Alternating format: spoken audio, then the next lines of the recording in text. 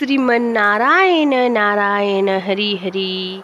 मित्रों, आपका स्वागत है मेरे YouTube channel Sanju Tiwari motivational speaker में। मित्रों, कार्तिक मास की शुरुआत हो चुकी है। यह माह विष्णु भगवान का बहुत ही प्रिय माह होता है। इस माह में सूर्योदय से पूर्व उठकर स्नान करना, पूजा पाठ करना, दान करना और व्रत कथा सुनना बड़ा ही शुभ माना जाता है। तो इस वीडियो में हम लोग इसकी पूरी जानकारी लेंगे कि कैसे सूर्योदय से पहले उठे, स्नान करें, क्या लेकर स्नान करें और कौन से रंग के कपड़े पहनकर पूजा करें। इसकी पूरी जानकारी हम लोग लेंगे और व्रत कथा को श्रवण करेंगे। तो चलिए शुरू करते हैं हम लोग कार्तिक मास की व्रत कथा को। एक नगर में एक ब्राह्मण दंपति रहते थे। वे दोनों प्रतिदिन 7 कोस दूर गंगा और यमुना नदी में स्नान करने जाते थे। इतनी दूर आने जाने से ब्राह्मण की पत्नी थक जाती थी। एक दिन उसने अपने पति से कहा कि हमारा एक पुत्र होता तो कितना अच्छा रहता। पुत्र के बहू आती तो हमें घर वापस जाने पर खाना बना हुआ मिलता और बहू घर का काम भी कर देती। अपनी पत्नी की बात सुनकर ब्राह्मण ने कहा कि तूने बात तो सही कही है, चल मैं तेरे लिए बहू ला ही देता हूँ। ब्राह्मण ने कहा कि एक पोटली में आटा डालकर कुछ मुहरे रख दे। ब्राह्मण के कहे अनुसार उसने पोटली बांध कर दे दी। पोटली लेकर ब्राह्मण चला गया। ब्राह्मण सफ़र के दौरान यमुना के किनारे बहुत ही सुंदर लड़कियां दिखाई दी। वे रेत में घर बनाकर खेल रही थी। उनमें से एक लड़की ने कहा कि मैं अपने घर नहीं बिगाड़ूंगी, मुझे तो रहने के लिए ये घर चाहिए। लड़की की बात सुनकर ब्राह्मण मन ही मन सोचने लगा कि बहू बनाने के लिए यही लड़की उचित है। जब वह लड़की जाने लगी तो ब्राह्मण भी उसके पीछे पीछे उसके घर तक चला गया। वहां जाकर ब्राह्मण ने उस लड़की से कहा, बेटी, कार्तिक मास चल रहा है, इसलिए मैं किसी के घर का खाना नहीं खाता। मैं अपने साथ आटा लेकर आया हूँ। तू अपनी माता से पूछो कि क्या वह मेरे लिए आटा छानकर 4 रोटियां बना देगी। यदि वह मेरा आटा छानकर रोटी बनाएगी तो मैं वही रोटी खा लूँगा। लड़की ने जाकर अपनी माँ को ये सारी बात बताई।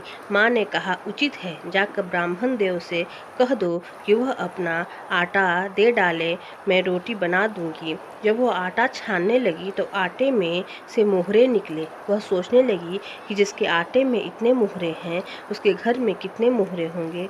जब ब्राह्मण खाना खाने बैठा तो लड़की की माँ ने उस ब्राह्मण से पूछा, क्या आपका कोई लड़का है और क्या आप उस लड़के की सगाई करना चाह रहे हैं।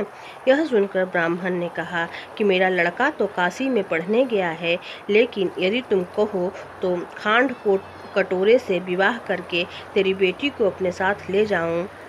लड़की की माँ ने कहा, ठीक है ब्राह्मण देव। इस पर लड़की की माँ ने लड़की की खांड कटोरे से शादी करके ब्राह्मण के साथ भेज दिया। ब्राह्मण ने घर आकर कहा कि रामू की माँ, दरवाज़ा खोलकर देखो, मैं तेरे लिए बहू लेकर आया हूँ। ब्राह्मण की पत्नी भीतर से ही बोली, हमारे तो कोई बेटा ही नहीं है तो बहू कहाँ से आएगी। दुनिया ताने मारती थी, अब आप भी मारने लगे। ब्राह्मण ने कहा, तू दरवाज़ा खोल कर तो देख। जब ब्राह्मणी ने दरवाज़ा खोलकर देखा तो सामने बहू तो खड़ी थी। उसने बहू का स्वागत किया और आदर सत्कार से अंदर ले गई। जब जब ब्राह्मण अपनी पत्नी के साथ नदी स्नान करने जाता तो पीछे से बहू घर का सारा काम करके और खाना बना कर रखती थी। वह उनके कपड़े धोती और रात को हाथ पैर भी दबाती थी। इस तरह बहु दिनों दिन बीतते चले गए।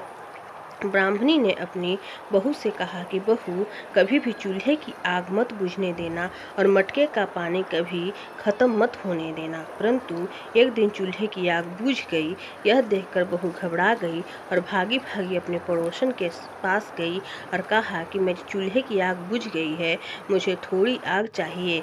मेरे सास ससुर सुबह 5 बजे से गए हुए हैं, वह थके हुए घर आएंगे, इसलिए मुझे उनके लिए खाना बनाना है। यह सुनकर पड़ोसन ने कहा कि तू तो बावली है, तुझे यह दोनों मिलकर पागल बना रहे हैं। इनके कोई पुत्र नहीं है, यह निसंतान है। बहू ने कहा, नहीं ऐसा मत बोलो, इनका बेटा तो बनारस काशी में पढ़ने गया हुआ है। इस पर पड़ोसन ने कहा कि यह तुझे झूठ बोल रहे हैं, मेरी बात सच मान, इनको कोई बेटा नहीं है। अब बहू पड़ोसन की बात में आ गई और कहने लगी कि अब आप ही बताओ कि मैं क्या करूं। पड़ोसन ने कहा कि करना क्या है, जब तुम्हारे सास ससुर आए तो जली हुई रोटियां बना कर देना और बिना नमक की दाल बना कर देना, खीर की कचली दाल में और दाल की कचरी खीर में डाल देना। पड़ोसन ने उसे अच्छे से सिखा पढ़ा दिया। फिर जब उसके सास ससुर घर आए तो उसने न तो उनका आदर सत्कार किया, न ही उनके कपड़े धोए। जब उसके सास ससुर को खाना दिया तो सास बहू आज यह रोटियां जली हुई क्यों है पूछने लगी और दाल भी अलूनी है। तब बहू ने पलट कर जवाब दिया कि ऐसा खाना ही मिलेगा तो कुछ बिगाड़ लोगी तुम। सास ससुर की खरी खोटी सुनकर वह फिर से पड़ोसन के पास गई और बोली कि अब आगे क्या करना है। पड़ोसन ने कहा कि अब तुम सातों का कोठों की चाबी मांग लेना। अगले दिन जब भी स्नान करने के लिए जाने लगेंगे तो बहू अड़ गई कि मुझे 7 कोठों की चाबी चाहिए। तब ससुर ने कहा, इसे चाबी दे दो। तब सास ने बहू को चाबी दे दी। सास ससुर के जाने के बाद जब बहू ने दरवाज़ा खोला तो देखा कि किसी में अन्न भरा है, किसी में धन भरा है, किसी कोठे में बर्तन पड़े हैं। जब उसने सबसे ऊपर का 7वां कोठा खोला तो देखा कि शिव जी, पार्वती माता, गणेश जी, लक्ष्मी माता जी, पीपल पथवारी, कार्तिक के ठाकुर, राई, दामोदर, तुलसी जी का बिड़वा, गंगा यमुना और 33 कोटि देवी देवता विराजमान है। वहीं पर एक लड़का चंदन की चौकी पर बैठा माला जाप रहा है। यह सब देखकर उसने लड़के से पूछा कि तुम कौन हो। तब लड़का बोला कि मैं तेरा पति हूँ, अभी दरवाज़ा बंद कर दे, जब मेरे माता पिता आएंगे तब दरवाज़ा खोलना।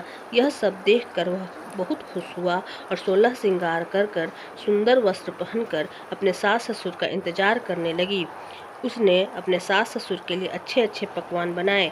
जब उसके सास ससुर घर पर आए तो उसने उनका आदर सत्कार किया और प्रेम पूर्वक खाना खिलाया और हाथ पैर दबाने लगी। पैर दबाते दबाते बहू ने कहा, माँ आप इतनी दूर गंगा स्नान करने जाती हैं, आप थक जाती होंगी, इसलिए आप घर पर ही स्नान क्यों नहीं करती। यह सुनकर सास कहने लगी कि बेटी, गंगा यमुना घर पर तो नहीं बहती है। तब उसने कहा, हाँ माँ जी बहती है, चलो मैं आपको दिखाती हूँ। जब बहू ने 7वां कोठा खोलकर दिखाया तो उसमें शिव जी, पार्वती जी, गणेश जी, लक्ष्मी जी, पीपल पथवारी, कार्तिक के ठाकुर, राई, दामोदर, तुलसी जी का बिड़वा, गंगा यमुना बह रही है और 33 कोटि देवी देवता विराजमान है। वहीं चौकी पर बैठा एक लड़का माला जप रहा है। माँ ने उसे देखकर कहा कि बेटा तू कौन है। लड़का बोला, माँ मैं तेरा बेटा हूँ। तब ब्राह्मणी ने पूछा कि तू कहाँ से आया है। लड़के ने जवाब दिया कि मुझे कार्तिकेय ने भेजा है। माँ ने कहा, बेटा यह संसार कैसे मानेगा कि तू मेरा बेटा है। माँ ने कुछ विद्वानों से मदद मांगी। पंडित ने कहा, इस पार बहू बेटा खड़े हो जाएं, उस पर माँ खड़ी हो जाए। माँ ने चमड़े की अंगिया पहनी हो और छाती में से दूध की धारा निकलकर बेटे की दाढ़ी मूछ भींगे और पावन पानी से गठजोड़ बंधे, तब मानेंगे कि इस माँ का ही बेटा है।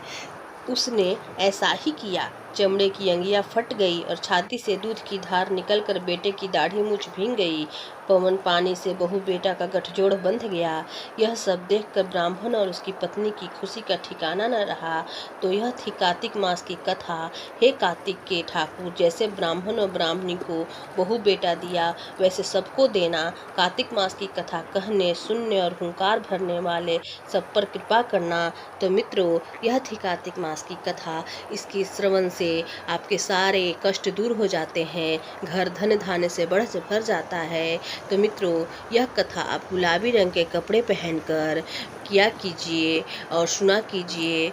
और आप स्नान करने से पहले हाथ में कुसा लेकर ही स्नान करें। मित्रों, कार्तिक मास के स्नान के लिए क्या नियम है, पूजा की क्या विधि है, इसके लिए मैंने पहले ही वीडियो बना दिया है, उसे आप देख लीजिएगा। मैं डिस्क्रिप्शन बॉक्स में उसका लिंक डाल दूँगी। तो मित्रों, आपको वीडियो कैसी लगी, अच्छी लगी हो तो लाइक और सब्सक्राइब कर दीजिएगा।